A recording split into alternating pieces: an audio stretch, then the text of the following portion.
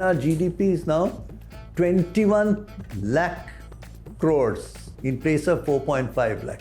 Women, what they received, not only empowered them financially, but changed the dynamics within the family. Trinamool Congress would not have won the urban seats. BJP is not able to win urban seats. Mamata Banerjee has done extremely well if you take all the parameters. But there is more to do. And that is why we are seeking election. Well, thank you very much for joining us. Finance Minister for 10 years, Minister of many other portfolios in the government, and now Principal Chief Advisor to the government with cabinet rank. To the Chief Minister. To the Chief Minister. Principal Chief Advisor to the Chief Minister. Correct, yeah. So you are still working hard. In fact, you were involved with the manifesto. Yes, I was. And so reading the manifesto, read it partially. Yes. It still leaves questions about where and how you're going to change and improve the economy of Bengal. Right. Because it's a huge population, you have a high GDP, but per capita, which is what matters to an ordinary person, how much income they get, is still low. How are you going to improve the per capita income, the income of ordinary people? There's a lot of poverty still. Yeah, first of all, on the poverty question, you'd be happy to know that Mamata Banerjee-led TMC government, we were able to lift up people from poverty to the tune of 1 crore 72 lakh. 1.72 Crore. Yeah, 1 crore 72 lakh people we were able to bring out of poverty. 17 million. That's 17 million in million terms. Right. Now, again, That's there's huge. a work in progress. Second important point is that even in unemployment rate, Government of India's recent study shows, not my study, Government of India study, 2016 to 2023, in these 6 years, we were able to lower unemployment rate by 45.6%, well, 45.65%. We were able to lower unemployment rate, which means there is something happening, which is something important to observe. The other part is, which is an important question you really asked, Mamata Banerjee government is walking on multiple feet. Two of three key ones is social expenditure, social development, which when it is passed on to the women or to the girl child, it comes back to the market 98%. That's called marginal propensity to consume of the poor people. It empowers them, and what is interesting is that Protechi, the Amartya Sen chaired body, says that the women, what they received, not only empowered them financially, but changed the dynamics within the family of empowerment of women. So that's one part. And the second part is capital expenditure, asset creating expenditure. And asset creating expenditure has grown 18 times. Social expenditure has grown by 18 times. Capital outlay of the government has grown by 18.56 times.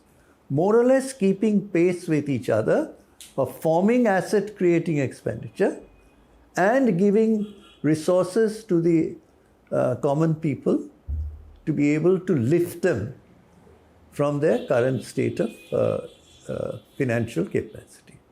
But do you get your dues from the centre on time? Because all the time, every parliament session, TMC MPs are agitating, complaining that centre is not cooperating or in fact singling out West Bengal. Yeah.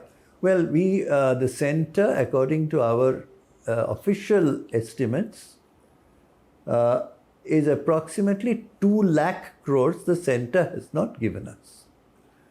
So out of that what it has not given us, I'll just give you an example. In the case of 100 days work, 36,000 crores they have not given us. In rural housing, 16,000 crores they have not given us. Same way for rural roads, drinking water.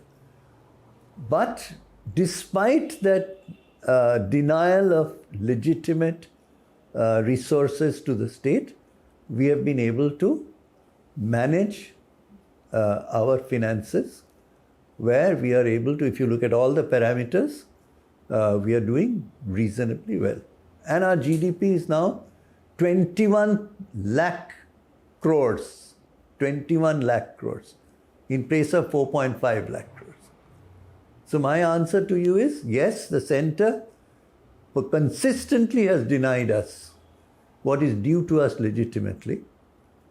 But despite that, Mamata Banerjee government has made some miraculous changes in the economy. So my question was about the schemes that the state government has announced, the welfare schemes. And one of them that was recently announced was a scheme for people with from the ages of 21 to 40, that they would get a monthly income of 1,500 rupees. Yes. 84 lakh people registered within a span of 12 days. Yes. That's 1 out of 4 of people in this age group. Yes. What does it say about the unemployment, joblessness in the state where the government has been in power for 10 years now? Well, I think what is important here is that if you look at unemployment rate of India as a whole, you will find that West Bengal's unemployment rate is significantly lower, and this statistic is available to you. Yes, we need to do more, and these young people have applied. Many of them are studying, they are taking exams, etc. And they have registered, that's what you said. Out of those who have registered, will emerge those who are getting paid are those who are qualifying for it. For example, the requirement is you should pass the 10th grade. That's Madhyamik. Now, among the 86 or whatever number that have registered, 84 lakhs. Some 84 lakhs, some of them may not have passed, but they have applied. And then secondly, you'd also have to look at the second condition, is that you are not gainfully employed right now. So they may be doing part-time work, they may be doing in the informal sector, but they felt it is their due to apply. So I would say the number, while registration is relatively large, if you look at the aggregate scene of employment, I can give many examples of it, where we have stimulated employment, and Government of India says we have reduced unemployment rate by 45.65% in the last 6 years. So obviously we've reduced unemployment rate, but in a 10 to 12 crore, I mean, you're talking about 110 million people, many of whom are young, because this is the age group where demographic pyramid life table will tell you is large concentration. We'll have to do, it's a work in progress. So in this election, it's a pretty nasty election. Yeah. You are fighting the center, saying they are, like you mentioned, they're not giving you funds, they are discriminating against Bengal, they're trying to take over Bengal from the center. Yeah. It's anti-center. And theirs is anti-Muslim, masquerading as Ghuspetia. Right. How does one see this election campaign unfolding with so much negativity? Right. Do you expect to see violence? How are you going to control all that? Well, I think behind this electoral process is something people don't talk about. That is the connect with Mamata Banerjee with the common people. This is a bond that BJP has not been able to break, and it will never be able to break.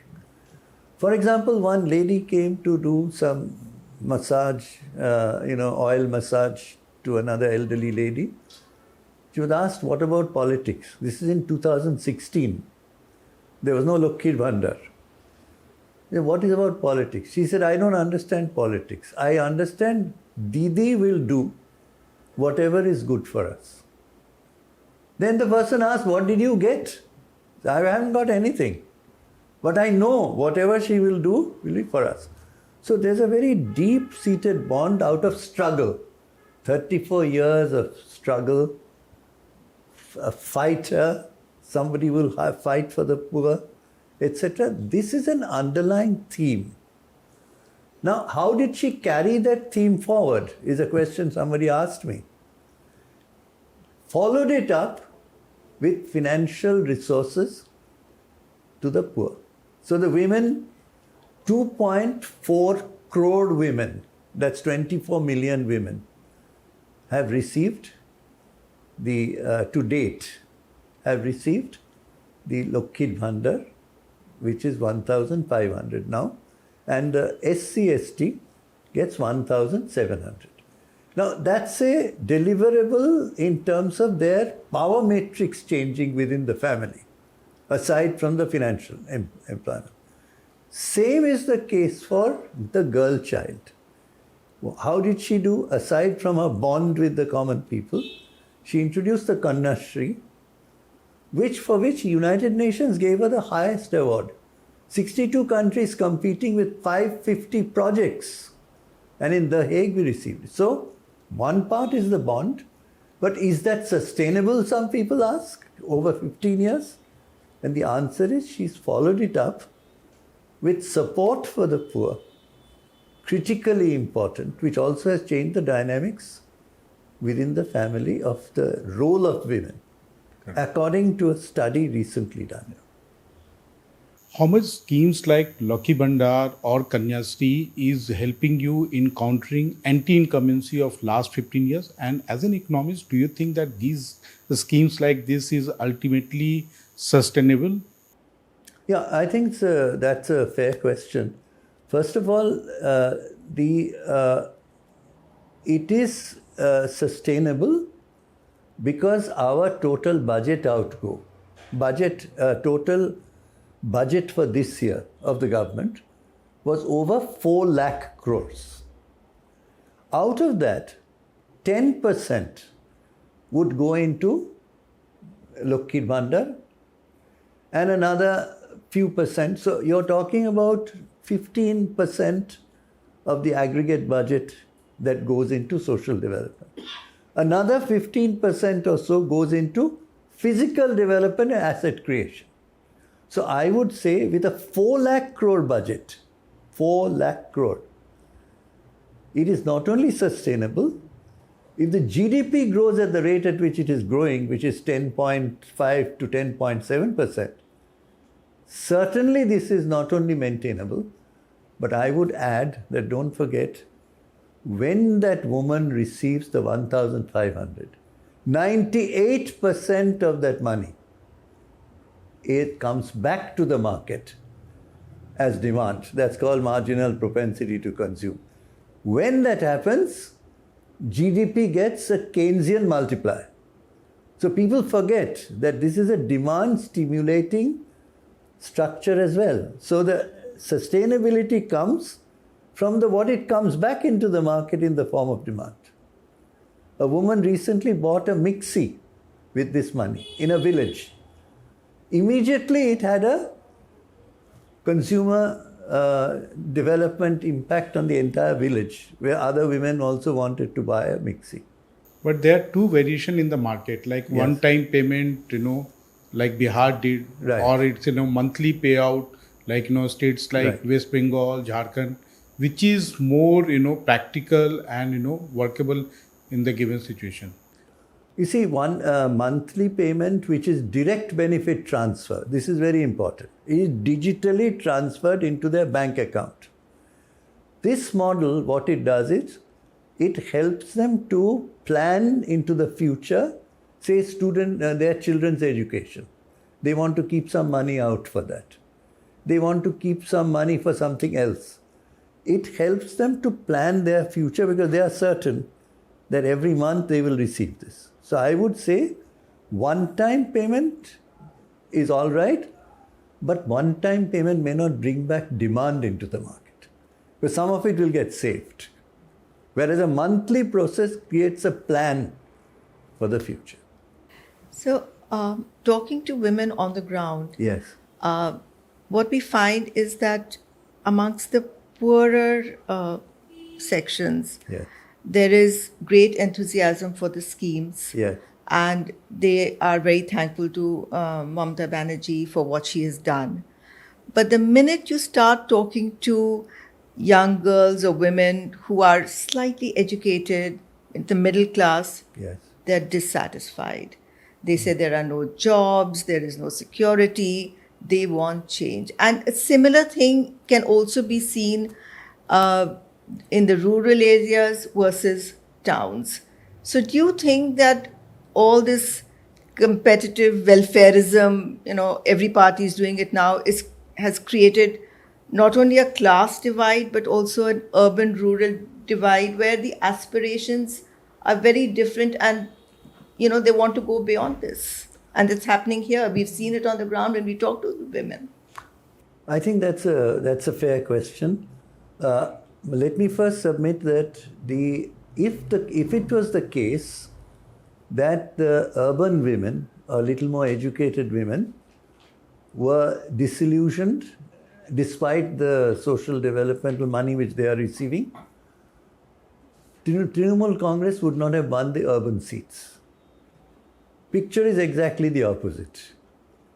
BJP is not able to win urban seats. You take Kolkata metropolis, you take Khordha, from where I was elected, small towns. So if they were disillusioned, either they are not coming to vote, or if they're those who are coming to vote, obviously supporting us to a greater degree. Because tell me one constituency in Kolkata where the BJP has done well. They have not. So while people say urban people might be disillusioned, look at the election results. Urban sector is doing very well with us.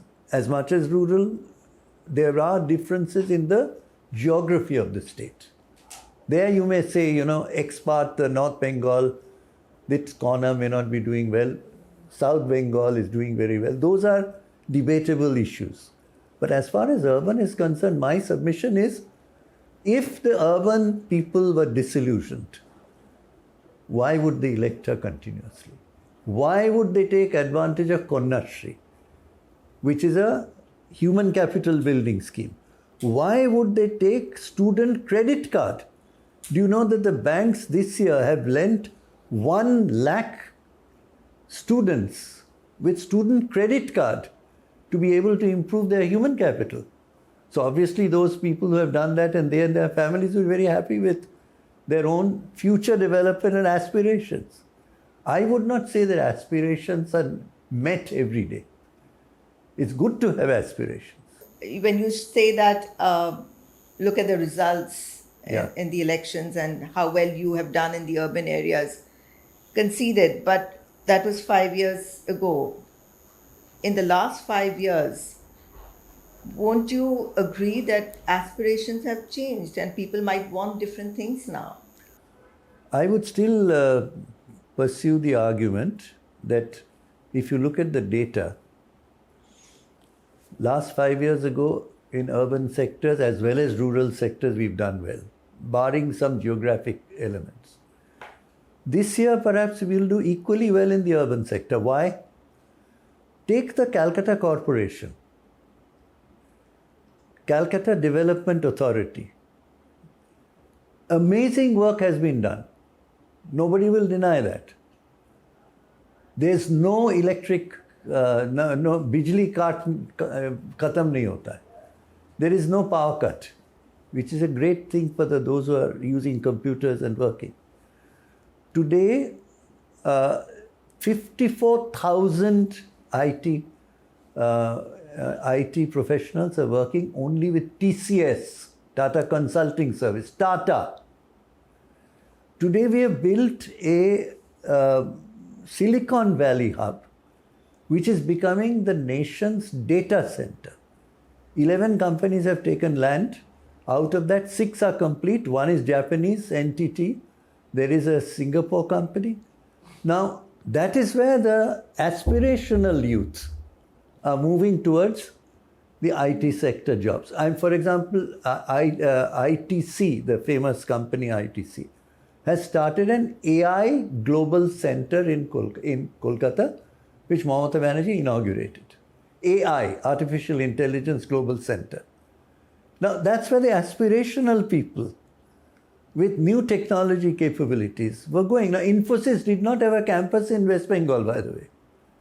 Only 3 years ago, Mamata Banerjee inaugurated the Infosys' new campus. But sir, why there is a perception that unlike other metros like Bombay or Bangalore, Calcutta is not growing enough or not at the speed which other metros are growing? I think this is a perceptional versus reality. Now, if you campaign against us, where the national media will not carry our information, everybody knows, people talk of Godi media and all this. They will not carry this information. What I am giving you, which has come from Government of India as well, not from me.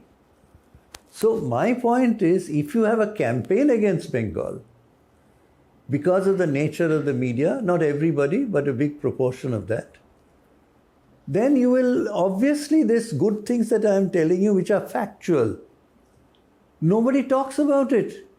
Nobody talks about the data set. Nobody talks about the fact that there are 21, there were 3 cement companies when he came to office. Today there are 30 cement companies.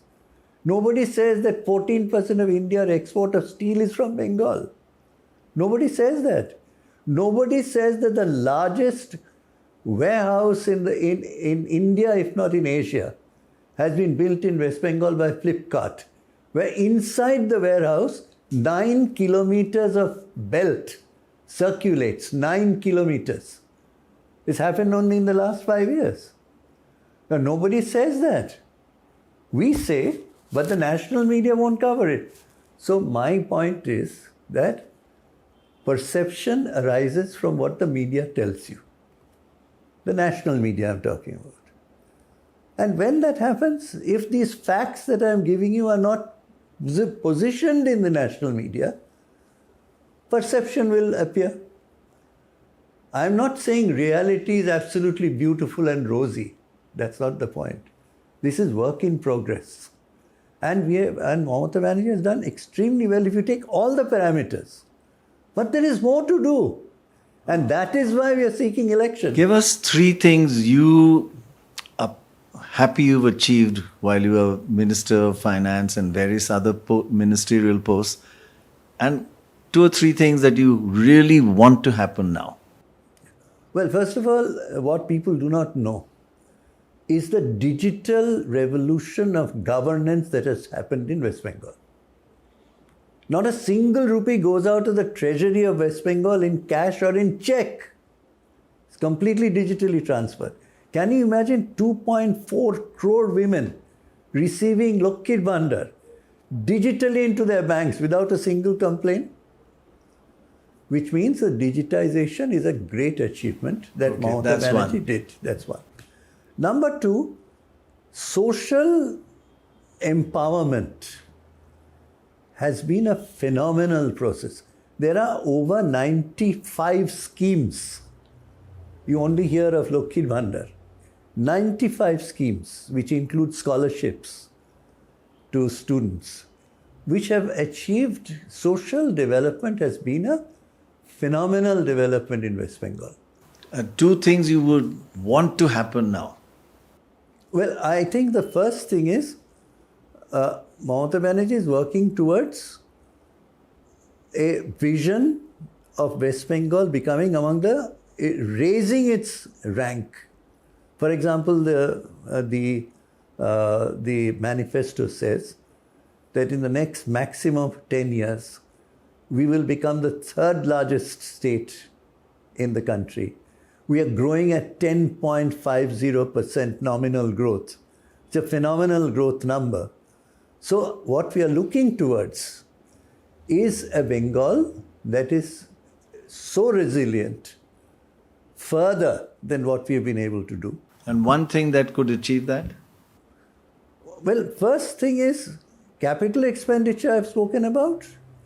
Government is spending on asset creating expenditure. This is going to bounce up. Infrastructure, is it? Physical infrastructure. You came by Ma flyover. When you came here, was it there before? No. So what you're saying, now what happens due to Ma flyover? Time goes down, businesses appear. I gave an example of my constituency, my former constituency. One road of asphalt Matix road coming from the city of Khordha through the villages of 4 panchayats created 5 markets. You got the road built and it had a multiplier effect and created 5 markets. Keynesian multiplier created 5 markets. Right. Why? Because the Choto Hati, as they call it, the small van which carries cargo, could now reach the market, which it couldn't when the road was not good enough. Thank you very much. That was very, very interesting. Thank you. Thank you very much.